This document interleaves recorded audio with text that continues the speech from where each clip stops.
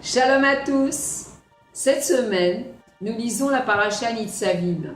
Et lorsque Rosh Hashanah tombe lundi et mardi, comme cette année, la paracha Nitzavim et Valid Hiller se lisent ensemble.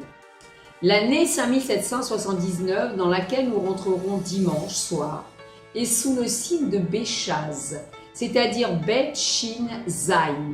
Alors Bet, en fait, c'est lundi, c'est le deuxième jour de la semaine, c'est le jour de Rosh Hashanah. Shin, qui vient effectivement de Shlemut, c'est-à-dire intégralité, plénitude. Donc c'est une année pleine, parce que le mois de Cheshvan et Kislev seront donc de 30 jours. Et le Zayin, qui est 7, c'est que Rosh Chodesh Nissan tombera Shabbat.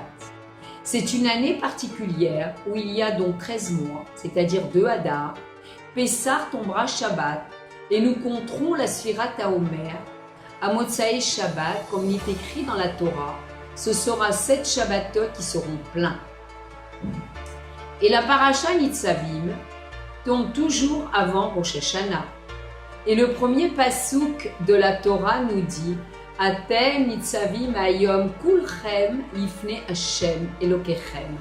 Vous vous tenez tous aujourd'hui devant Dieu. Aujourd'hui, il s'agit de Rosh Hashanah. Et le Admor Hazaken dans le Likutei Torah explique que l'âme de chacun s'unit avec sa racine et sa source qui est Akadosh Baruch Hu, spécialement ce jour-là. Alors, la Torah nous compte les chefs de tribu, les anciens, chacun de nous, etc., du fendeur de bois au puiseur d'eau. La Torah cite en fait les 10 niveaux existants dans le peuple juif, qui correspondent aux 3 mochim, qui est donc notre intellect, la chorma, la bina et le dat, et les 7 midot qui correspondent à nos sentiments. Et tout Israël est comparé à un corps unique, qui se divise en fait en 10 niveaux. Et à Rosh Hashanah, tous les niveaux s'élèvent pour rejoindre leur source, afin que nous soyons tous unis. Et nos âmes sont appelées Knesset Israël, parce que dans leur source, elles sont ensemble. Et le Rabbi rajoute, Rosh Hashanah est l'union de tout Israël, pas seulement les Juifs de la génération, mais également ceux de toutes les générations. Et à Rosh Hashanah, nous couronnons Akadosh Baruch Hu. Et Admor Hazaken nous dit En Melech Lelo Am, il n'y a pas de roi sans peuple. Alors comment est-il possible, nous qui ne sommes pas toujours sans reproche, puissions effectivement couronner Akadosh Baruch Hu? Et c'est par la triple alliance d'Abraham, Israël et de Yaakov qu'Hachem s'est lié avec le peuple juif. Et c'est à ce niveau-là que nous sommes son peuple et qu'il est notre roi. Et les Chachamim nous disent que nous sommes dans la pensée de Dieu. Cela veut dire qu'il nous a élevés au niveau de sa pensée.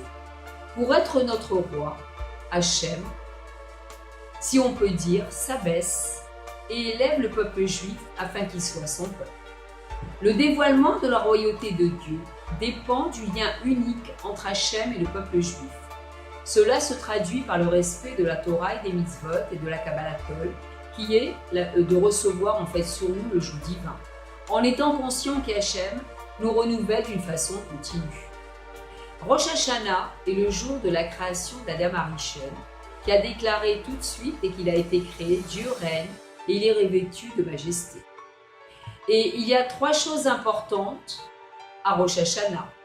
Il y a les Malchouyot, qui est la royauté, les Zichronot, qui sont les souvenirs, et les Shofarot, qui sont le shofar.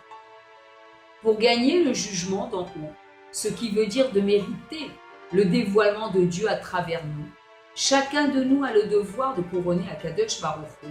Et comment éveille-t-on sa royauté? En sonnant du shofar, afin de lui rappeler notre alliance, qui est le dévoilement de l'intériorité de Dieu. Nous disons tous les jours le Tehillim 27, nous nous préparons justement à cela. Bikshu Panay, et Panecha Evakesh, c'est-à-dire Kadosh Baruch Hu, je demande de voir ton intériorité. Panim en hébreu veut dire visage, mais c'est aussi Pnim qui est l'intériorité. Et tout cela se fait par la tchouva, qui vient du mot hébreu la chouv, revenir vers moi-même, c'est-à-dire vers ma véritable entité qui est Dieu. Et dimanche soir, le 29 Elul, la lune sera absente. Elle sera unie avec le soleil comme tous les mois au moment de Rosh Chodesh. Et c'est un moment extrêmement élevé. Et la Chassidoute explique que nous sommes à ce moment-là dans l'essence. Et la lumière divine qui éclaire le monde s'éclipsera et retournera à sa source. Et Kadosh Baruch Hu fera descendre une lumière divine plus élevée le lendemain, lundi, après la sonnerie du chauffard et la tfila. En Eretz Israël d'abord et ensuite elle se propagera dans le monde. Le Rabbi Melech HaMashiach insiste sur le fait que nous devons être des simcha. Nous mangerons, Bezrat Hashem, nous boirons et nous serons joyeux, car nous sommes sûrs que Kadosh Baruch Hu nous fera des miracles. Et c'est uniquement par la joie qui pulvérise les limites que nous gagnerons le jugement, d'une façon que nous aurons le mérite de voir la lumière de l'intériorité du roi. Shabbat Shalom dans la joie, Shana Tova ou Metuka, Tima Vechatima Tova, Yechi Adonenu Morenu Verabenu Melech HaMashiach Olam Vaed.